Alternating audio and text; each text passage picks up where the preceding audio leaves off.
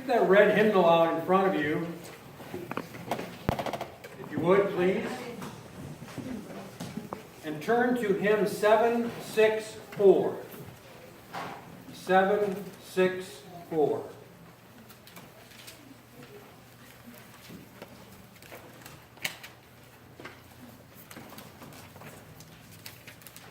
Please read with me the first verse. Have no fear, little flock. Have no fear, little flock. For the Father has chosen to give you the kingdom. Have no fear, little flock. Where do you suppose the writer of that hymn got those words? Right directly from the first line of our gospel for today. Have no fear, little flock. For it is the Father's good pleasure to give you the kingdom. That hymn has always been one of my favorites for its simplicity and for the power of its promise. Giving us the kingdom is what God does best. It is the yearning of God's heart to do that for you and me. So when the perils of the world seem to threaten our life with God, when the power of evil seems to be winning the struggles that we see and feel all around us, when our own failures, when we feel so inadequate, seem to be undermining our relationship with God, when all of these things conspire against us, we are given this reassuring promise.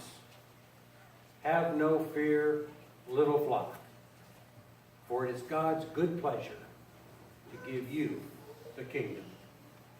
You know how it feels if you're a parent or grandparent, aunt or uncle, to give a special gift to a child in your family. You are filled with good pleasure. It is pleasing for you to give that gift. You find great joy and great satisfaction in the giving. So it is with God in the giving of the kingdom, the giving of heaven to us. This summer in June, our family went to Chicago. We're going to take our two grandsons to Wrigley Field for the first time. And the oldest one, who is 12, let me know that he would like to have an authentic Chicago Cubs cap.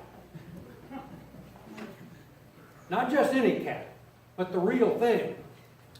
Fitted size, right material, right color scheme, everything. Grandpa, could I get one of those hats? Well, you know what Grandpa did? Grandpa bought the hat. It was $40. But it was my good pleasure to give him the hat. The cost didn't really matter. Same is true with God. Heaven cost God the life of Jesus. But God didn't care about the cost.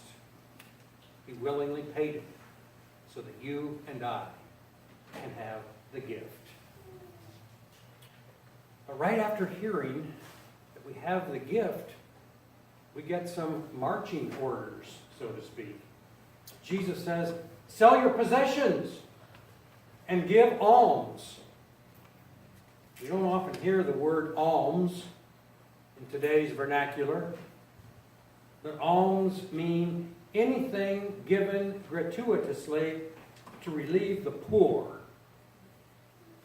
Alms are a charitable gift.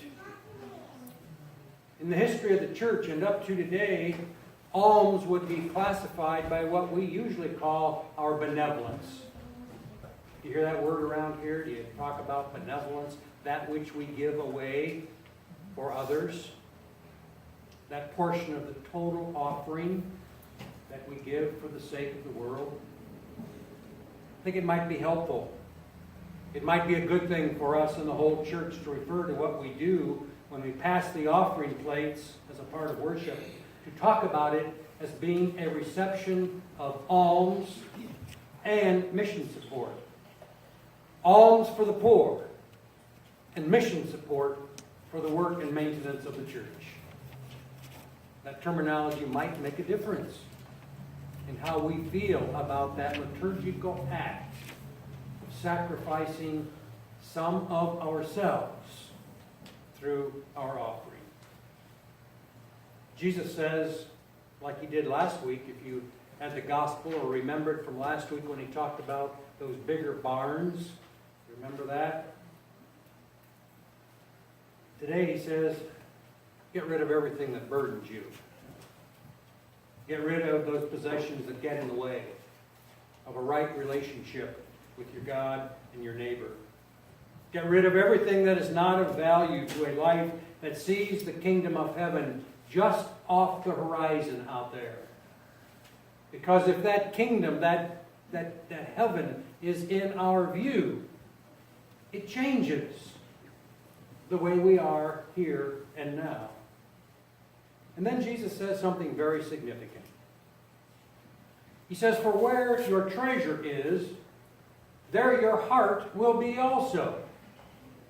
You know, over the years, some preachers and some teachers and some stewardship specialists have tended to turn that around and say, where your heart is, there your treasure will be. Not true. There's a big difference.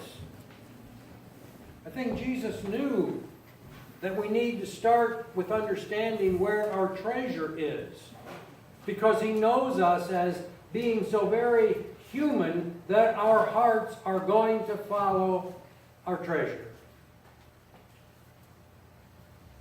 So for every disciple, it begs the question today, where or what is my treasure? Because wherever it is and whatever it is, my heart is going to follow. We know the danger of that truism. If our treasure is in our savings accounts, or our 401ks, our stock portfolios, our bigger barns, or our toys, even maybe in our jobs or our families, then our hearts will follow those things. That sounds a bit harsh, doesn't it? We cherish our families as our treasure. We cherish our church family as our treasure. They are the love of our hearts. It is true. But even our families are very temporal things that can be lost, taken away. They are temporary gifts to us, which it is only right for us to cherish and nurture, but which cannot be compared to the place they and we hold in the heart of God. If we possess the unfailing treasure of heaven here and now, then our hearts will be in a much better place to nurture and cherish and serve our personal families and our church family as well. If we possess the unfailing treasure of heaven here and now, then we won't be short-arming our offering of alms and mission support. If we possess the unfailing treasure here and now, then we won't be burdened by the daily concerns of what to eat and what to wear and what to fear. Our collective heart will follow this wonderful treasure of having the kingdom of God, the kingdom of heaven, already in us, already a part of who we are. Have no fear, little flock, he says. Have no fear. But we do, don't we?